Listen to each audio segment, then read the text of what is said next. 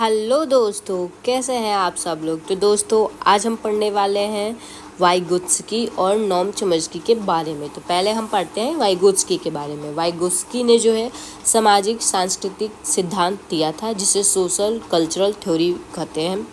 लेव वाइगोत्स्की एक रूसी मनोवैज्ञानिक थे जिन्होंने सामाजिक सांस्कृतिक सिद्धांत का प्रतिपादन किया।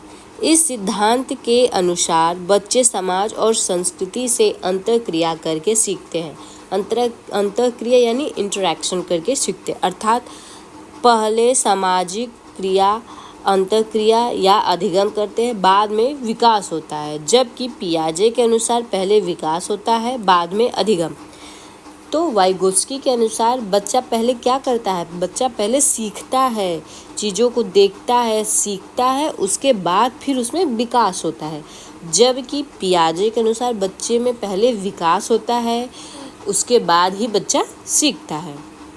वाइगोत्स्की के दो महत्वपूर्ण सिद्धांत हैं। कौन सा? पहला है ZPD, जोन प्रॉक्सिमल डेवलपमेंट, निकट विकास का क्षेत्र। वास्तविक विकास, रियल डेवलपमेंट और संभावित विकास के स्तर के बीच के अंतर को ही निकट विकास का क्षेत्र कहते हैं। इसमें क्या होता है, जैसे कि कोई बच्चा है, वो किसी काम का जो है 20% ही कर पाता है, लेकिन उसको उस काम का जो है 80% पूरा करना है। बच्चे को 80% करना है, जिसमें वो सिर्फ 20% ही कर पा रहा है। तो अगर 80 और 20 के बीच जो ये गैप है 60% का, उसको बाहर से कुछ सहायता दे दी जाए, पार्ट दे दी जाए, मतलब कुछ सहायता दे दी जाए, तो वो 20 से आगे बढ़ कर के 80 को अचीव कर लेता है। तो ये जो हमारा 60% है, यही ZPD विकास का क्षेत्र हो जाता है।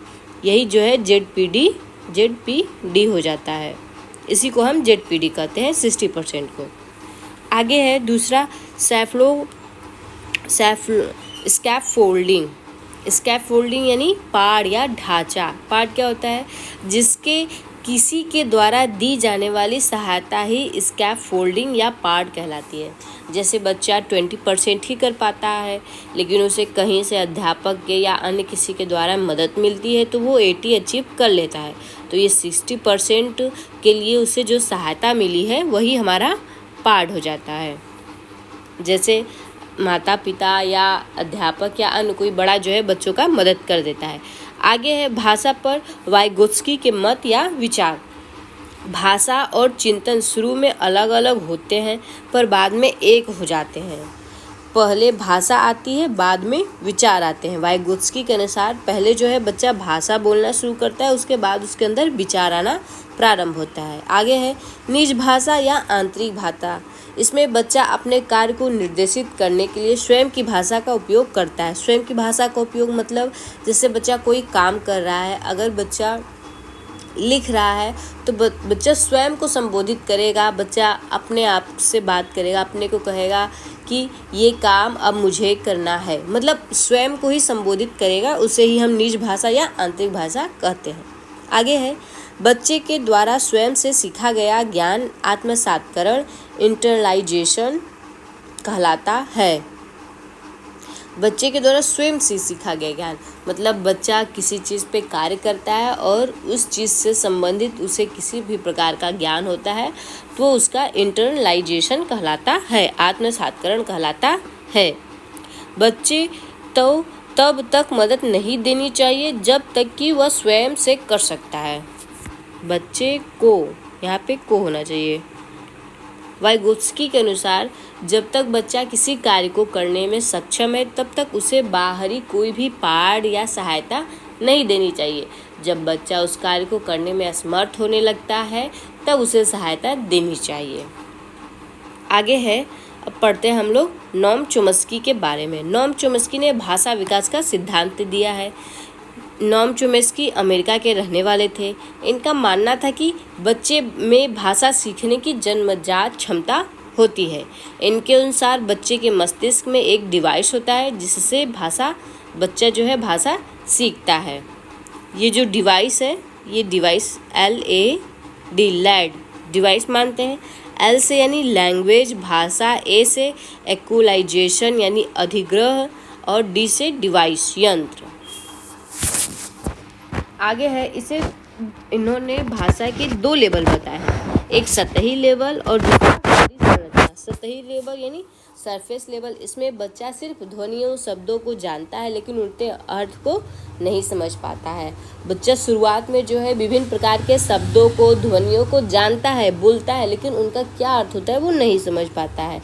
जैसे मम्मी, पापा, खाना, मम। जब बच्चे को प्यास लगती है तो वो मम मांगता है। मम क्या है उसे नहीं समझ है, लेकिन बस उसे इतना पता है कि मम कहने पे हमें जो चीज़ मिलेगी उससे हमारी प्यास बुझ जाएगी।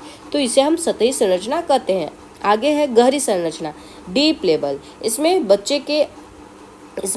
शब्दों के अर्थ का ज्ञान होता है, मतलब बच्चे जो है जो भी शब्द यूज करते हैं उनके ज्ञान को वो भली भांति समझ पाते हैं। आगे अब देखते हैं जीन पियाजे ने क्या दिया था। जीन पियाजे ने संज्ञानात्मक विकास का सिद्धांत दिया था, जो कि आयु उम्र के हिसाब से 4 अवस्थाओं में बांटी गई थी। ये हम जो है पहले के वीडियो का जो है एक बार फिर से शॉर्ट में रिवाइज कर रहे हैं। कोहलरबर्ग ने क्या दिया था। कोहलरबर्ग ने नैतिक विकास का सिद्धांत दिया था, प्रत्येक चरण सार्वभौमिक होते थे। वाइगोत्स्की ने क्या दिया। वाइगोत्स्की ने सामाजिक सांस्कृतिक सिद्धांत दिया था, जो कि समाज के साथ अंतःक्रिया करने के बाद होती है। और इसमें उन्होंने 2 चीज़ों के बारे में मुख्यतः फोकस किया, पहला ZDP और दूसरा पाड़। ZDP zone proximal development. आगे पाड़ यानी सहायता जो बच्चों को मिलती है।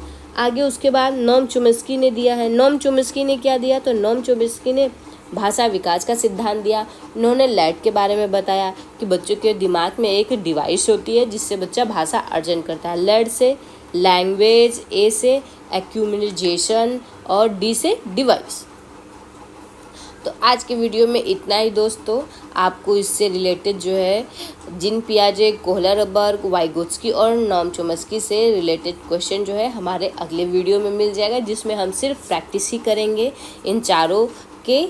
तो हमारे वीडियो को लाइक करिए और हमारे चैनल को सब्सक्राइब करिए और